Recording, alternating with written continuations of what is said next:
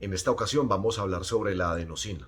La adenosina es un medicamento espectacular, maravilloso, para ser utilizado solamente en un ambiente intrahospitalario. Ahorita vamos a hablar por qué. De la adenosina hay muchos mitos en la calle. Entre nosotros mismos, los colegas, nos hemos encargado de sembrarle un pánico de pronto un poco exagerado a este gran medicamento que ha sido catalogado como droga de elección para la finalización o terminación de cierto tipo de arritmias, como vamos a recordar. La adenosina es un nucleósido endógeno de purina. Tiene un efecto dromotrópico negativo. ¿Qué quiere decir esto? Que enlentece la conducción del estímulo eléctrico, principalmente en la vía entre la aurícula y el haz de His, porque entre el haz de His y el ventrículo tiene poco efecto. Es por eso que enlentece la conducción del estímulo en los nodos auriculoventricular y con mucho menor efecto a nivel del nodo sinusal. Cuando detectamos o consideramos en el electrocardiograma de 12 derivadas una arritmia tipo taquicardia que curse con fenómeno de reentrada, es decir, la reentrada en el nodo AB, la reentrada auriculoventricular, este medicamento puede poner fin a esta arritmia. También se ha descrito para terminar arritmias que cursen con vías accesorias, pero ojo, ¿cuál es la recomendación? Es mejor no utilizarlas porque si el paciente cursa con una fibrilación auricular o con un flóter, la adenosina como tal no va a terminar esta arritmia. Pero si el paciente llegase a tener una vía accesoria que puede ser derecha o izquierda, entonces lo que vamos a hacer es que vamos a manejar una arritmia conocida como una FA preexcitada o como un flóter preexcitado, que es muchísimo más raro. La FA preexcitada se maneja hoy por hoy con una cardioversión eléctrica, no se maneja farmacológicamente. Entonces, no hagamos tanto caso de la recomendación a la sugerencia de manejo de taquicardias con vía accesoria. Simplemente dejémoslas para darle terminación o fin a taquicardias que cursen con fenómeno de reentrada, como decíamos ahora, en el nodo AB o auriculoventriculares. ¿Qué pasa si yo le coloco a un paciente con una taquicardia sinusal adenosina? Absolutamente nada. ¿Qué pasa si yo le coloco a un paciente adenosina en dosis inadecuada o a una velocidad de infusión diferente a la sugerida o recomendada? Absolutamente nada. Vamos a ver también que como disminuye la conducción en el nodo AB, puede hacerse evidente la actividad de la aurícula, como por ejemplo para ver ondas de flóter, o como por ejemplo para ver la irregularidad en la línea isoeléctrica propia de una fibrilación auricular. Es un medicamento entonces de uso intrahospitalario. Es importante darle a entender al paciente los efectos secundarios normales que puede llegar a sentir, como lo son, por ejemplo, la disnea, la sensación de falta de aire transitoria. Esto es dado por estímulo de fibras vagales a nivel pulmonar. También en algunos pacientes puede haber algo de dolor torácico, precordial o incluso de origen esofágico, sobre todo en los pacientes que tienen de base o que en ese momento cursan con algún tipo de isquemia miocárdica. Entonces hay que tener cierto tipo de precaución con estos pacientes.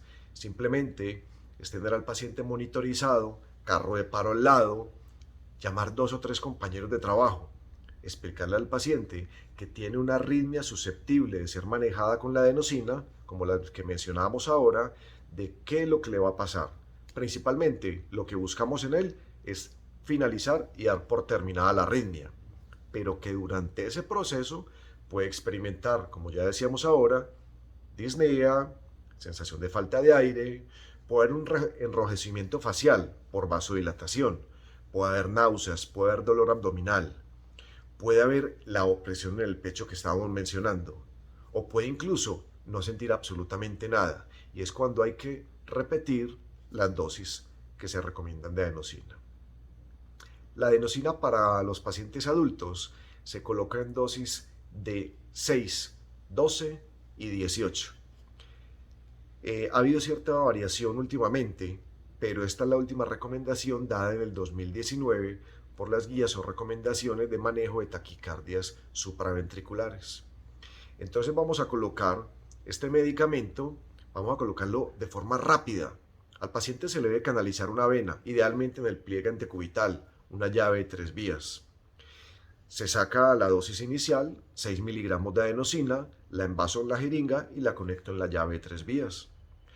Otra jeringa adicional, 20 centímetros de salino, lo conecto en la llave de 3 vías. Le explico al paciente que ya lo tengo monitorizado, carro de paro al lado, yo no sé qué va a pasar, ojalá que todo salga bien, pero debo estar preparado para cualquier eventualidad. Le explico al paciente que con la mayor fuerza que podamos empujar el émbolo que contiene la adenosina, vamos a inyectarlo. Acto seguido, inyectaremos los 20 centímetros de salino y vamos a levantar la extremidad. Tiene una vida media ultra corta, entre unos 8 a 10 segundos. Por eso es que si no nos dio resultado, podemos al minuto estar repitiendo la dosis y con una dosis mayor. Por eso lo decíamos ahora. Si con 6 miligramos no me salió, puedo escalar a 12 y puedo escalar a 18. Una precaución muy importante. Si entre dosis y dosis yo veo que se produce de forma transitoria un bloqueo en la conducción auriculoventricular, un bloqueo AB de los llamados avanzados o bandera roja, es decir, el de segundo grado MOVID 2 o incluso un bloqueo de tercer grado o completo, debo suspender de inmediato la administración de este medicamento y no proseguir a escalonar dosis. Va a haber ciertas condiciones o ciertas situaciones en el paciente que hagan que debamos disminuir la dosis o por el contrario aumentarla.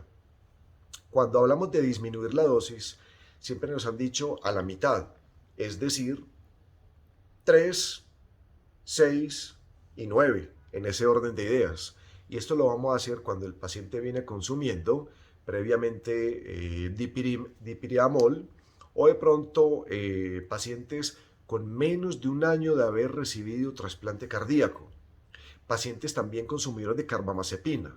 La recomendación que de pronto nos da la guía es que 12 a 24 horas suspendamos estos medicamentos, el dipiriamol o la carbamazepina. Cuando no se puede tener esta precaución, entonces vamos a bajar la dosis, como ya lo mencionábamos ahora. Todo lo contrario va a suceder con pacientes que de pronto son consumidores de cafeína, de teofilina, de aminofilina, porque se va a producir como una especie de antagonismo. Entonces acá tenemos que colocar dosis mayores, pero nunca se nos ha escrito, se nos ha publicado la recomendación de a qué se refieren con mayores. Entonces eso sí queda a criterio de cada uno de ustedes, si no van a arrancar con 6, sino que van a arrancar con 12 y así sucesivamente. Para el paciente que tiene una taquicardia que cursa con fenómeno de reentrada, es decir, reentra en el nodo AB, una reentrada auriculoventricular, va a ser maravillosa porque lo va a terminar. Ahorita lo mencionamos, a un paciente con una taquicardia sinusal no le va a hacer absolutamente nada. Si el paciente tiene taquicardia sinusal y usted le coloca adenosina, puede experimentar ciertos efectos secundarios, pero con la arritmia como tal, taquicardia sinusal, no va a pasar nada. Si usted la pasa lento, si usted la pasa diluida en algún volumen de solución salina, lactato de Ringer, etc., no va a pasar absolutamente nada, porque en el momento en que usted la estaba diluyendo en esa solución, pues prácticamente la estaba inactivando. En los pacientes pediátricos vamos a tener una recomendación de 0.1 miligramo por kilo, máximo 6 para la primera dosis, y de 0.2 miligramos por kilo, máximo 12 para la segunda y última dosis. Solamente se nos habla de 2 dosis en el paciente pediátrico. Los pacientes asmáticos que tienen un estatus asmático, que tienen un broncoespasmo en el momento, se ha visto que la adenosina inhalada induce mucho más broncoespasmo que si se coloca intravenosa. En algunas recomendaciones o guías publicadas han dicho que en el paciente, incluso con una crisis asmática, se podría colocar la adenosina por vía venosa, pero la recomendación nuestra es traten de evitarla o utilicen dosis menores u otro medicamento porque puede inducir broncoespasmo en algunos pacientes y empeorarles el cuadro respiratorio.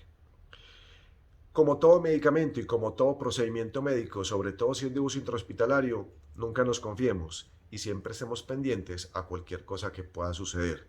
Es decir, se han reportado casos de asistolia o incluso de fibrilación ventricular cuando el paciente concomitantemente viene consumiendo medicamentos tipo digoxina o verapamilo. Entonces debemos tener cierta precaución. En el momento en que se hace la cardioversión farmacológica con este medicamento, pueden suceder muchas cosas, desde una pausa o paro sinusal hasta presentar extrasístoles, taquicardias o algún tipo de arritmias y bloqueos. Todo esto transitorio porque el paciente va a salir o a la misma arritmia que traía o va a revertir a ritmo sinusal. Pero entonces debemos estar pendientes porque algún tipo de arritmia o suceso cardiovascular que se llegase a presentar, debemos estar prestos a manejarlos. Entonces simplemente se le avisa al paciente que en ese momento lo vamos a inyectar y, como decíamos ahora, con toda la fuerza del émbolo de la jeringa que contiene la adenosina, la vamos a inyectar, empujamos con 20 de salino, elevamos la extremidad. Si se va a colocar por un catéter venoso central, se hace exactamente lo mismo, a la misma velocidad, con la diferencia que por obvias razones no vamos a elevar la extremidad. Este medicamento es muy seguro para ser utilizado en urgencias, pero siempre tengamos la precaución de que alguna cosa podría llegar a suceder y entonces nunca estemos completamente relajados, sino prestos a actuar en algún momento dado. Para taquicardias de complejo ancho se ha descrito el uso de la adenosina. Es bien sabido que en la ruta haz de His ventrículo no actúa, pero como sabemos de la existencia de unas taquicardias supraventriculares con conducción aberrante, es decir, tienen un QRS ancho, simplemente es para ver si actúa sobre esa taquicardia de complejo ancho, que no necesariamente tiene que ser ventricular, es porque el medicamento actuó sobre una supra con aberrancia. Si no tiene absolutamente ningún efecto, es porque muy probablemente estemos frente a una taquicardia ventricular, que qué bueno sería que la tuviéramos confirmada, o por el algoritmo de Brugada, o por Berekey, o por los criterios de Pava. ¿Ok? Entonces, si tenemos un claro diagnóstico de una taquicardia ventricular, pues no tendría ningún uso la aplicación de la adenosina. Anímense a utilizar adenosina, es una droga muy segura, es un medicamento que debe ser de uso hospitalario, por lo que acabamos de explicar, pero que va a terminar arritmias que cursen con reentrada. Tengan mucha precaución con la FA preexcitada. Ojo, ese tipo de arritmias no se maneja con ningún medicamento que interfiera en la conducción del nodo AB, es decir, adenosina o incluso ABCD. ¿Qué quiere decir? Amidarona, beta bloqueadores, calciantagonistas o digitálicos. ¿Por qué? Porque vamos a enlentecer o bloquear la conducción por el sistema específico de conducción y vamos a dejarle toda la vía libre a esa vía accesoria para que le mande impulsos a una gran velocidad al ventrículo y esto pueda llevarnos a complicaciones. Espero que les haya gustado esta revisión de este medicamento, que si lo han utilizado, confirmen las bondades que tiene el mismo y que tengan precaución. Nunca nos confiemos, sobre todo en los servicios de urgencias. Nunca nos confiemos a nivel prehospitalario. Y nos vemos en una próxima revisión.